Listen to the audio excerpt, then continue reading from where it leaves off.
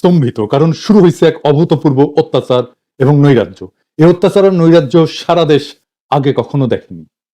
আওয়ামী লীগের সন্ত্রাসীদের স্টাইলে এবার যুব দলের সন্ত্রাসীদের হাতে 28 অক্টোবর স্টাইলে খুন হইল এক ব্যবসায়ী। পাথর দিয়া বিপুল জিঘাংসা নিয়া থেতলে দিছে সেই ব্যবসায়ীর শরীর। সমকালের প্রতিবেদনে বলা হয়েছে, নিহত সোহাগের কাছে কিছুদিন ধরে ব্যবসার অর্ধেক ভাগ দাবি করে আসতেছিল স্থানীয় যুবদল নেতা পরিচয় দেওয়া মাহিন। সোহাগ তাতে রাজি হয়নি। এই নিয়ে তাকে হুমকি ধামকি দেওয়া হয়। হত্যার আগের দিন তার গুদামে গুলিও চালানো হয়। সারা দেশে লুটতরাজ, চাঁদাবাজিতে কোন কোন দলের লোকেরা যুক্ত আমরা জানি। এই পাথর দিয়ে শরীর থেতলে দেওয়া কোনো নতুন বিষয় না। আমি অনেক আগে থেকেই লক্ষ্য করতেছি, আমি সতর্ক করতেছি বিএনপিকে, দেখেন আমাদের দেশে ফিরলে বাইচা থাকতে দিবে না বিএনপির কর্মীরা বলে। বিএনপির সাম্প্রতিক আচরণগুলো হয়ে উঠতেছে ভয়ঙ্কর রকমের ফ্যাসিস্ট।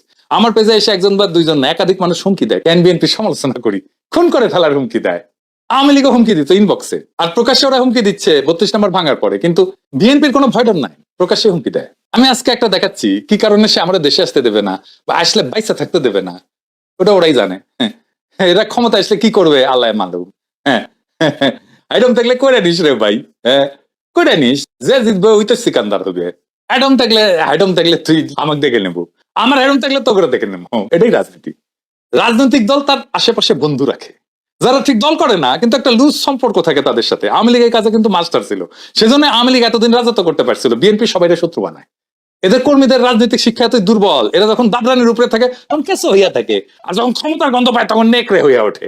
যাই হোক, এগুলো নিয়ে আলাপ করবো পরে, নির্বাচন আসুক, ক্যাম্পেইন করে দেবো, দেখাই দেবো জনগণকে কাদের ভোট দিতেছেন, দেখেন কিছুই হবে না হয়তো, কিন্তু আমি খায় না খায় কন্টেন্ট বানাবো। শুধু আমার যে গালিগুলো দিছে বিএনপির কর্মী সেগুলো কম্পাইল করলে না 10টা এপিসোড হয়ে যাবে। আমার এই যদি মাইরা ফেলাইতে চায় তাহলে তো একজন সাধারণ ব্যবসায়ীকে থেতলাইয়া দেবেই। গতকালকের ভিডিওতে একজন বলতেছে বিএনপির কর্মী যে আমি হিন্দু তাই বাংলাদেশে আমি অশান্তি লাগাই দিতে চাই মুসলমানদের মধ্যে।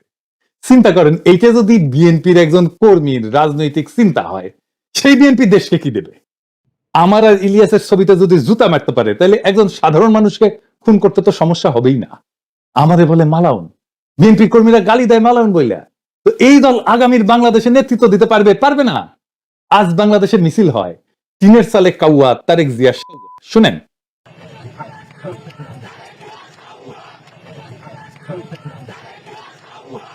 এর দায় কার? চান্দাবাজদের নাকি বিএনপির অনলাইন ইনফ্লুয়েন্সারদের? আসেন সেটা একটু বুঝে দেখি। এর দায় ক্যাটাগরিক্যালি কয়েকজনের। আমি নাম বলতে চাইতেছিলাম না, কিন্তু আজকে আমি বলবো। আমি তালিকা করে আজকে নাম বলবো। এই তালিকায় প্রথমে থাকবে ফাহাম আব্দুল সালাম, শাহেদ আলম, রাশেদ, বুলডগ মির্জা, অ্যাপোলো, জুলকারনাইন সায়েদ, রুমিন ফারহানা, ফজলু পাগলা, কথা কামাল, মারুফ, বিএনপির সাথে অ্যালাইন্ড হওয়া সিপিবি বামপন্থী ঘটনার লোকেরা এবং আরো কয়েকজন। এরা ইন্টেলেকচুয়ালি বিএনপিকে পথভ্রষ্ট করছে নিতান্ত নির্বুদ্ধিতা থেকে এবং বিগ ইগো থেকে। এরা বিএনপির কর্মীদেরকে উস্কাইছে, যারা বিএনপির শত্রু না তাদের বিরুদ্ধে। বিএনপির ভ্রান্ত ন্যারেটিভ তৈরি করছে এরাই। হুদাই ছাত্রদের, এনসিপি, প্রফেসর ইউনূসের সরকার, জামাত শিবিরের পিছনে লাগছে এরাই সে ন্যারেটিভ তৈরি করছে। ওয়াকারের সাথে দোস্তালি করছে এরাই। এর ফলে বিএনপির কর্মীরা সারা দেশে দিগ্ভ্রান্ত হয়েছে। পলিটিক্স বুঝতে পারেনি, রাজনীতি বুঝতে পারেনি, আজকার করণীয় কি বুঝতে পারেনি। বিএনপির নেতৃত্ব বিভ্রান্ত হয়েছে। এমন কইতে পারেন বিএনপির নেতৃত্ব লায়ক না যে তাদের বিভ্রান্ত করা যায়? তাদেরকে যে বিভ্রান্ত করা যায় তারা যে লায়ক না, এটা তো আমরা হাসিনা বিরোধী লড়াই দেখছি, তাই না? সেজন্য তো বিএনপি এই লড়াইয়ের নেতৃত্ব দিতে পারে নাই। তাই বিএনপির পলিটিক্যাল ম্যাচুরিটি কেমন সেটা নিয়ে প্রশ্ন তোলা যায় আছে। আমি বিরামহীন ভাবে বিএনপির এই ভুল রাজনৈতিক কৌশল নিয়ে কথা বলছি। বিএনপি মনে করিছে বিএনপির আমি পাকা ধানে মই দিতেছি, হ্যাঁ, অথচ এরা বোঝে নাই আমার বিএনপির সাথে অ্যালাইন হয়ে যাওয়াটাই সবচেয়ে সহজ ছিল। আমার উপরে ঝ্যাপে পড়িছে। এই ঝ্যাপে পড়ার ইন্টেলেকচুয়াল সাপোর্ট দিছে এই লোকগুলো যাদের নাম আমি বলছি। এরা হেন নোংরামো নাই যেটা তারা করে নাই। তো এর ফল কি? ফল তো একটাই, পিনাকির বালটাও ফেলতে পারে নাই। আর বাংলাদেশের রাস্তায় স্লোগান ওঠে টিনের সালে কাউয়া, তারেক রহমান। আবার শুনেন,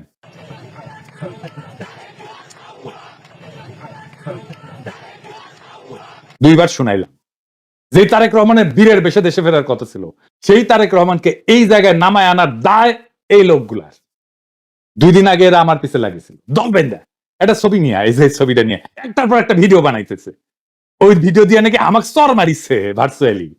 হ্যাঁ, আরে নেতারা যে টেকে না এই ছেলেটার দিকে, সেটা তো মিছা না। ক্যামেরার চোখ তো ভুল দেখে নাই। ওই ক্রেসে দাঁড়ানো ছেলেটা নিজে এসেও যদি বলে, তাও আমার দেখাটা মিথ্যা না, আমার সেই সমালোচনা নিতে পারে নাই, তাই লানত পড়িছে। আজকে রাজপথে স্লোগান উঠেছে তারেক রহমান ইডেনে ছাত্র দলকে হল ছাড়ার আলটিমেটাম দিছে। এই ইডেন থেকে ছাত্রলীগ আর আওয়ামী লীগ বিতাড়নের শুরুটা শুরু হয়েছিল, মনে আছে না? আমি যে সমালোচনা করেছিলাম সেই ছবিতে বুড়া নেতারা একজন আহতের দিকে না তাকায় নিজেরা গল্প করতেছিল, সেই সমালোচনা তারা নিতে পারে নাই। আর আজ তারা লজ্জায় মুখ দেখাতে পারতেছে না। দুর্বিনীত বর্বর মধুলবীদের দলে ভিড়ায় এক সময় সহযোদ্ধাদের উপরে জিহাংসা নিয়ে যারা ঝাঁপায় পড়ে, তাদের উপরে এভাবেই খোদা লানত পড়ে। আমি অভিশাপ দেই নাই, কিন্তু অভিশাপটাই না আনিছেন আপনারাই। রাজনীতিতে লাগে বয়ান, বয়ান ন্যারেটিভ, ওইটা যারা পারে তারাই রাজনীতির গতি মুখ ঠিক করতে পারে। ওইটা আসে এইখান থেকে, মাথা থেকে, এইটি থেকে। ওইটা যতদিন থাকবে, যাদের সচিব থাকবে চিন্তায়, তারাই রাজনীতির মাঠে টিকে থাকবে। নিজেরা এভাবে জয় বাংলা হয়ে যাবেন, যারা চিন্তায় সচিব তাদেরকে পরাজিত করতে পারবেন না। এই সরল সত্যটা মাথায় রাখেন এখন থেকে। বিএনপির এই দশা কারা করলো, কিভাবে করলো এবং কেনই বা করলো, আসেন এটা একটু বুঝে দেখি। ওয়াকার আর তার পাশ পোষা ডিজিএফআই এর প্ল্যান এটা। বিএনপি যখনই ইন্ডিয়ার খপ্পর থেকে বাইরে হয়েছে, তখনই বিএনপির চাঁদাবাজ দুর্বৃত্ত অংশকে আশকারা দিয়ে মাঠে নামাইছে ডিজিএফআই। তাদের ইন্টেলেকচুয়াল সাপোর্ট দিছে বিরানি আলম, কচুঘাতি সহ অনেকেই, যারা বাংলাদেশে অ্যান্টি হাসিনা অ্যান্টি ফ্যাসিস্ট রাজনীতি বুক দিয়ে আগলায় রাখতে পারে, তাদের বিরুদ্ধে ক্যাম্পেইন শুরু করছে এরা। এই কচুখেতি জুলকার নাইন সাহেব যা বলবে মনে করবেন এটা ওয়াকারের কথা, এটা ডিজিএফআই এর কথা। ও ডিজিএফআই থেকে মাসোহারা পায়। তারেক রহমান আর প্রফেসর ইউনূসের মিটিং হওয়ার পর আমি বলছিলাম ইন্ডিয়া আপাতত পরাজিত হয়েছে, কিন্তু ওয়াকার নতুন প্ল্যান নিয়ে মাঠে নামবে, মনে আছে না? ডিজিএফআই এর লক্ষ্যই ছিল বিএনপির বেপরোয়া অংশকে দিয়া এমন অবস্থা তৈরি করা যেন বিএনপি ঘৃণিত রাজনৈতিক শক্তিতে পরিণত হয়। ঠিক রাস্তায় আগাইছে, তাদের প্ল্যান পরিকল্পনা সফল কইরা দিছে এই কচুখেতিরা, এই বিরানি আলমেরা। এমনই প্ল্যান করছে ডিজিএফআই যেন বিএনপি কে একেবারে ধ্বংস করে দেওয়া যায়।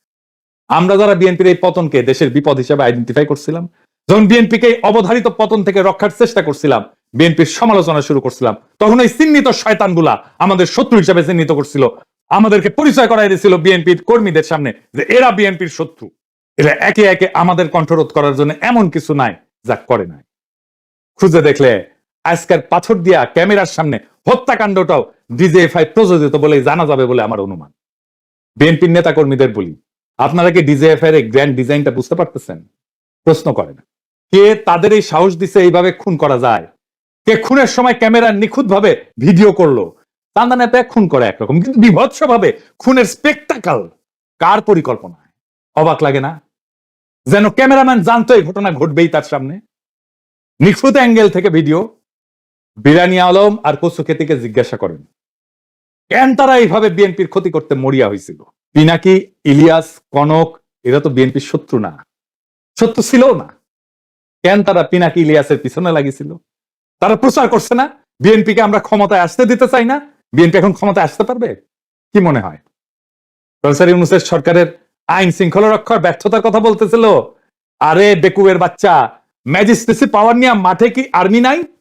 ও আকারের লোক নাই? তারা কি লাইতেছে? প্রথম আলোর সামনে তো ঠিকই আর্মি দিয়া গরু জবাই ঠেকাইতে গেছিল আর্মি। এই হত্যাকাণ্ড ঠেকাইতে পারে নাই কেন? চান্দাবাজ চান্দাবাজ কইয়া মুখে ফেনা তুলে ফেলছে।